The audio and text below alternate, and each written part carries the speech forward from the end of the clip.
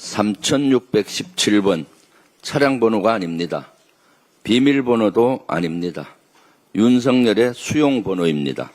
넉 달 만에 다시 수감된 윤석열은 이제 이름 대신 수용 번호로 불리게 됩니다. 사필기정, 자업자득입니다. 윤석열 재구속은 내란 세력 청산의 시작입니다. 특검은 대한민국의 근간을 뒤흔든 내란 세력을 발본색원해야 합니다. 대한민국의 법치와 민주주의가 바로 설 수 있도록 최선을 다해 주시기 바랍니다. 이 와중에 국민의힘은 피해자 코스프레를 하고 있습니다.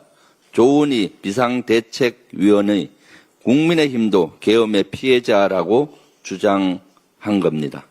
너무나 뻔뻔하지 않습니까? 국민의힘은 윤석열에 대한 탄핵 반대 당론을 여전히 유지하고 있는 정당 아닙니까? 게다가 이 혁신위원장이란 사람은 권영세, 권성동, 이른바 쌍권을 청산할 것이냐는 질문에 당원이 결정할 일이고 혁신위는 권한이 없다. 이렇게 말했습니다. 도대체 혁신할 마음이 있기나 합니까? 종합해보면 국민의힘은 반성도, 양심도, 책임도 없습니다. 그러니까 산무혁신위라는 얘기가 벌써 나오는 겁니다. 이제 그만 거짓 혁신쇼 중단하고 이재명 정부가 하루빨리 내각을 구성해 국정에 전념할 수 있도록 협조하기 바랍니다. 국내 증시의 시가총액이 사상 처음으로 3,000조 원을 돌파했습니다. 어제 마감 기준으로 코스피는 2,603조 원, 코스닥은 413조 원, 코넥스는 3조 원을 넘어섰습니다. 이재명 정부 출범 이후 경제가 회복될 것이라는 기대감, 그리고 자본시장이 투명해질 것이라는 전망이 주식시장에 긍정적인 영향을 끼쳤다는 분석입니다. 하지만 아직 갈 길이 멉니다. 대한민국은 경제위기, 민생위기, 관세위기 등 이른바 3대 위기 상황입니다. 잠재 성장률은 1%대에 불과합니다. 내수 침체와 소득 양극화는 극한으로 치달았습니다. 미국과의 관세 협상은 발등에 떨어진 불입니다. 나라의 살림의 운명이 걸린 중대한 시기입니다. 잘 먹고 잘 살아보자는데 여야가 있을 수 없는 문제입니다. 그런데 국민의힘은 여전히 국정 발목 잡기에 몰두하고 있습니다.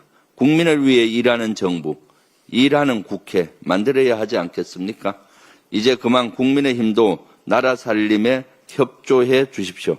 위기를 극복하기 위한 창의적인 해법 찾기에 힘을 보태주시기 바랍니다. 자본 잠식 상태의 업체가 여러 기업으로부터 투자를 받았다면 상식적으로 납득할 수 있겠습니까? 그런데 김건희가 배후에 있다면 충분히 가능할 것 같습니다. 한 렌트카 업체가 2023년 6월 카카오 모빌리티와 HS 효성그룹 계열사 등으로부터 180억 원을 투자받았습니다. 알고 보니 김건희의 집사로 불리는 김모 씨가 설립에 관여한 업체입니다. 이른바 김건희 집사 게이트입니다. 이 정도면 김건희는 홍길동이 아닌가 싶습니다. 여기저기 나타나지 않는 곳이 없습니다. 각종 이권 개입 의혹은 물론 계엄 선포 직전엔 국정원장과 연락했습니다. 임성근 전 사단장의 부인과도 측근을 통해 연락한 정황이 나오고 있습니다. 그렇습니다. 김건희 특검은 물론 내란, 최상병 등 3대 특검 모두에 등장하는 인물은 바로 김건희입니다.